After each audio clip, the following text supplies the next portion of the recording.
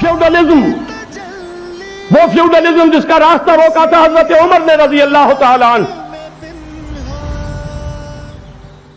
अस्सलामु अलैकुम वरहमतुल्लाहि वबरकातुहू। नहमदुहु नसल्ली अला रसूलिल करीम, अम्मा बाद, फ़ाऊज़ु बिल्लाहि मिनश शैतानिर रजीम, बिस्मिल्लाहिर रहमानिर रहीम। मैं हूं आपका होस्ट सैयद ज़रार आरिफ, अपने उस प्रोग्राम के साथ जिसका टाइटल है Islamic economic system is the only solution for the modern world. Last episode में मैंने आपको चाइनीज़ इकनॉमी की ट्रांसफॉर्मेशन बताई थी। आज हम बात करेंगे अपने इस एपिसोड में साउथ अफ्रीकन इकनॉमिक की ट्रांसफॉर्मेशन के सिलसिले में।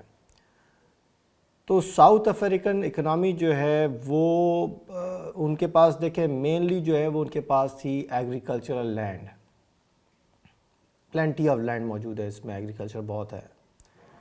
तो उन्होंने ट्रांसफॉर्मेशन जो है वो उसी फैक्ट को रियलाइज़ करते हुए की है कि रिफॉर्म विल प्ले अ की role factor to drive the growth as per the natural strength of the country mainly in the agree field.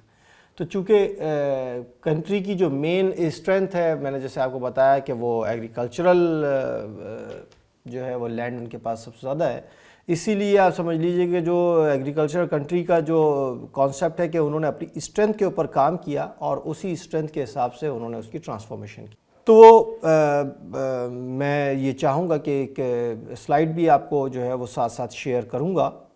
इन्होंने जो है वो सबसे पहले अपने इस सिस्टम के अंदर जो करंट पोटेंशियल जीडीपी ग्रोथ थी वो 1.5 इनकी जीडीपी जो है वो परसेंट पे ग्रोथ थी, जो कि बढ़ा करके इन्होंने जो है वो रिफॉर्मेशन के साथ 3.7 तक ले गए। तो आप समझ लीजिए ग्रेजुअल जो है वो बूस्टर दिया इन्होंने। तो वो जीडीपी ग्रोथ, जैसे ग्रॉस डोमेस्टिक प्रोडक्ट कहते हैं, उसके अंदर ग्रोथ परसेंटेज इन्होंने जो है वो इम्प्रूव्ड कॉन्फिडेंस के अंदर 5.5% का इजाफा किया। टेली कम्युनिकेशन रिफॉर्म्स ये लेकर आए तो वहाँ पे 0.6% का इन्होंने किया। और डीलिंग विद एंटी कंपटीशन जो है वो इन्होंने 0.6% इसमें इंक्रीज़ किया। ट्रांसपोर्ट रिफॉर्म किया इन्होंने 0.3% का। और प्रायोरिटाइजेशन जो है वो टूरिज़म एंड एग्रीकल्चर के लिए 0.2% किया। तो टोटल क्यूमुलेटिव जो ग्रोथ इनकी 1.5 थी वो फिर 3.7 की रिफॉर्मेशन इनके पास हुई। चूँकि इनके पास जैसे मैंने बताया कि रूरल इकोनॉमिकल ट्रांसफॉर्मेशन उन्होंने एग्रीकल्चरल सेक्शन में की, तो एग्रीगेरियन ट्रांसफॉर्मेशन सिस्टम इनका एक है जिसके अंदर इन्होंने 4 सेगमेंट्स पे इसको डिवाइड किया सेगमेंटली। और इसमें क्या किया कि rapid and fundamental changes for the relation systems and patterns of ownership and control of land, live stock, cropping and community. तो मेनली जो है वो आप समझ लीजिए कि रॉ मटेरियल की अवेलेबिलिटी के लिहाज से इन्होंने मार्केट को जो है वो अपने हाथों में लिया। कम्युनिटी के अंदर इन्होंने जो है वो ट्रांसफॉर्मेशन की कि कम्युनिटी जो थी जिसके अंदर social infrastructure, ICT infrastructure, amenities and facilities, इसके अंदर इन्होंने जो है वो road, bridges, energy, water services, sanitation, library, churches, early childhood centres, इसके अलावा पुलिस स्टेशंस हैं और क्लिनिक्स हैं, हाउसेज हैं, स्मॉल रूरल टाउन जो है वो उनके अंदर भी रेगुलराइजेशन लेकर आई है। फिर जो है वो लैंड के अंदर जैसे मैंने आपको बताया कि मेन जो ट्रांसफॉर्मेशन थी वो टेन्योर सिस्टम रिफॉर्म इन्होंने किया था लैंड के अंदर। तो टेन्योर सिस्टम रिफॉर्मेशन में जो है वो स्ट्रेटेजिक एंड लैंड रिफॉर्म किया इन्होंने। इंटरवेंशन रीडिस्ट्रीब्यूशन सिस्टम लेकर आए। अच्छा, रेस्टिट्यूशन लेकर आए लैंड के अंदर और लैंड बेस्ड रिसोर्सेज के अंदर इजाफा किया। अब स्टेट एंड पब्लिक लैंड, तो इसके अंदर इन्होंने लीज होल्ड लैंड लेकर आए और प्राइवेट लैंड जो थी उसके अंदर free hold with limited extent ये इन्होंने authorities the. Foreign and ownership combination of free hold with limited extent and lease hold. फिर कम्युनल लैंड जो थी वो इन्होंने 4 स्टेजेस में इसको लेकर आए कि एक स्टेट एंड पब्लिक के लिहाज से किया, प्राइवेट लैंड के अंदर इन्होंने ट्रांसफॉर्मेशन की, फॉरेन एंड ऑनरशिप के अंदर की है। फिर जो है कम्युनल लैंड जो थी उसके अंदर भी इन्होंने ट्रांसफॉर्मेशन की है। کہ کمیونل ٹینیور کے اندر communal tenure with reinstitutionalised use rights, تو اس کے رائٹس جو ہے وہ کمیونل لینڈ کے مختلف ٹینیور کے لیے دیے گئے. پھر انسٹیٹیوشنز کو انہوں نے اپلفٹ کیا، لینڈ کمیشن جو ہے وہ انہوں نے قائم کیا، ویلیور جنرل جو ہے وہ پوری ویلیویشن کی پوری لینڈ کی، اور اس کے حساب سے ہر ایک کی جو ہے ویٹیج کے حساب سے اس کے میرٹ پہ اس کی لینڈ کی رائٹس کو جو ہے نا وہ ویلیو کیا. اور لینڈ رائٹس کے اندر مینجمنٹ بورڈ بنائے with district and local community system کے اوپر. National rural youth service corps بنائی، اور rural development agency with rural cooperative financing facility, اور agri parks management board with district chapters. تو یہ انہوں نے لینڈ کے لیے کیا. پھر چونکہ نیچرل ایگریکلچر لینڈ کے ساتھ ساتھ لائف اسٹاک بھی جو ہے وہ ایسوسیٹڈ ہوتا ہے، تو آپ یہ سمجھ لی کہ اکنامک انفراسٹرکچر میں پروسیسنگ پلانٹس انہوں نے لائف اسٹاک کے لحاظ سے دیکھے.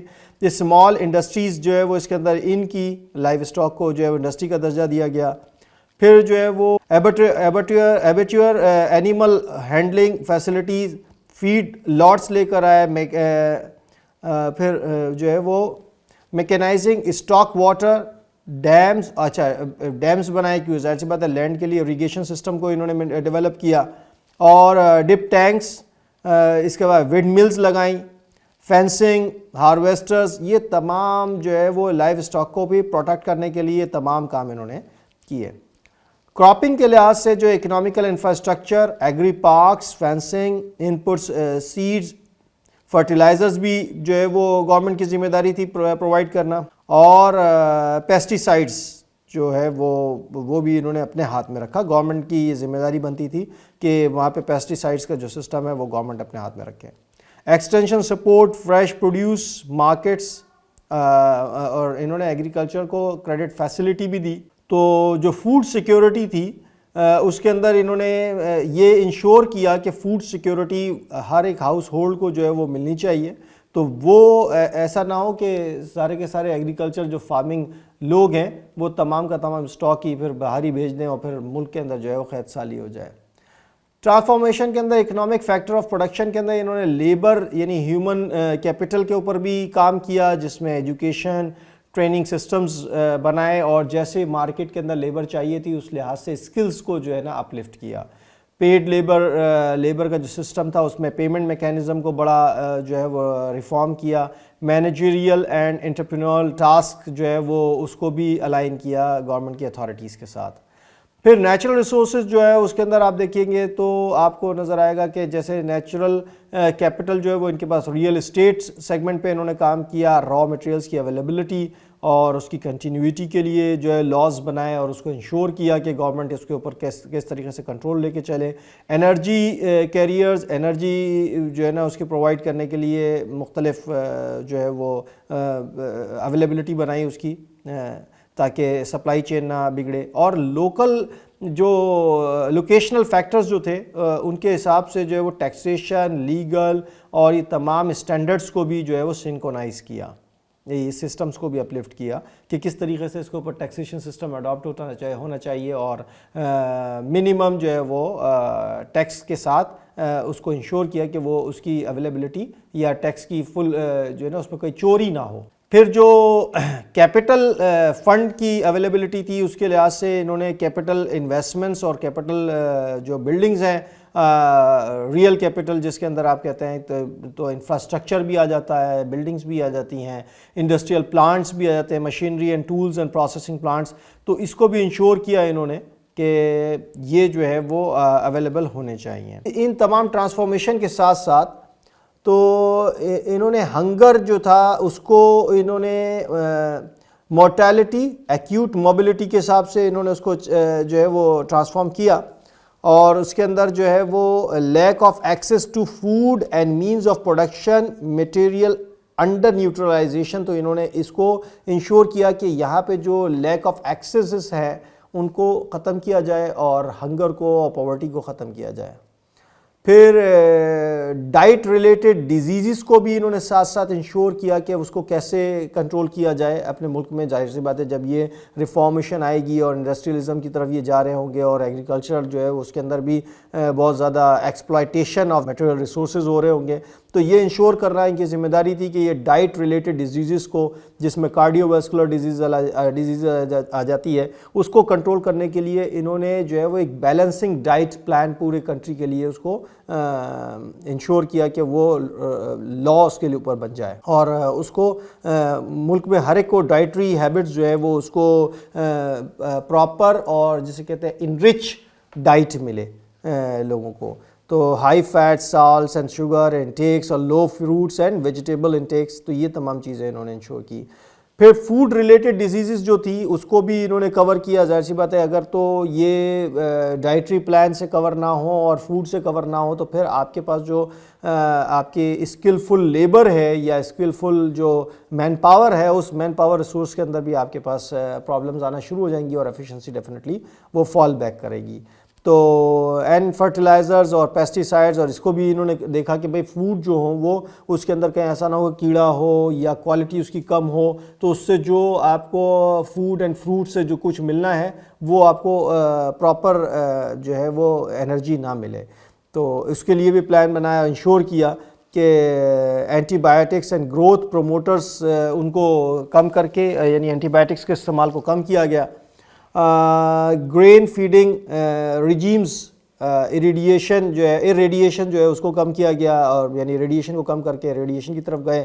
Process foods, oil, grains, sugar, ان کو کم کر کے نیچرل ہربس کے اوپر لے کر آئے. انوائرمنٹل ہیلتھ جو ہے وہ اس کو انشور کیا, اور آکوپیشنل ہیلتھ کو بھی انہوں نے انشور کیا, ریجنل لیول پہ بھی اور لوکل لیول پر بھی. تو یہ تھی ہمارے لیے ساؤتھ افریقن اکنامک کا جو ٹرانسفارمیشن انہوں نے کی. ساتھ ہی میں آپ کو, کیونکہ میرا خیال ہے نارتھ کورین اکنامی جو ہے وہ بھی اتنا بڑا ٹاپک نہیں ہے, تو اس کو بھی آج ہم کور کر لیتے ہیں اسی اس میں.